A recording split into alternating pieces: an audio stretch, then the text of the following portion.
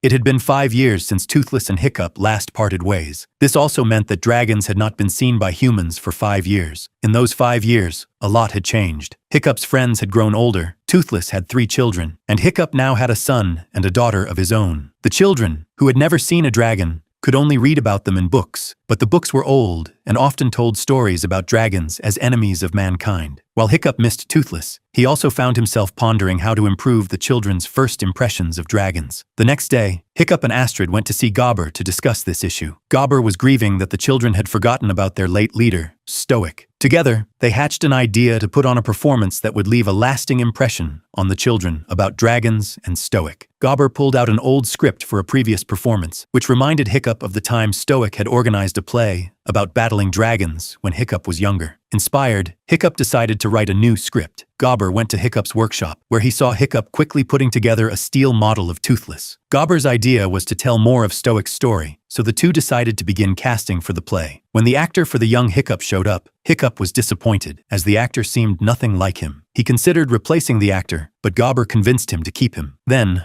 when the actor for Stoic arrived, his voice was so eerily similar to Stoic's that everyone was stunned. Hiccup wanted to keep the actor, but Gobber insisted on playing Stoic himself, as he had always admired the character. Reluctantly, Hiccup gave in. He would have to wear the steel Toothless costume and perform as Toothless himself. The performance began, with actors, lighting, and prompters all taking their places. As the actors delivered their lines, Hiccup still couldn't accept playing Toothless, but Astrid quickly closed the steel Toothless shell over him. Fishlegs and his wife used ropes to hoist the model Toothless up, and with the help of wires, the steel Toothless flew over the stage, flapping its wings just like the real Toothless. The young dragons watching the performance were convinced that this was their father. During the performance, Gobber became so emotional, missing Stoic, that he started crying uncontrollably. He tried to wipe his nose with the curtain, but in doing so, he accidentally started a fire. The flames crept up the ropes. In his panic, Fishlegs, who was managing the ropes, forgot that Hiccup was still attached to them. The fire grew rapidly, and the steel Toothless model, out of control, fell from the sky. It seemed that the machine had malfunctioned,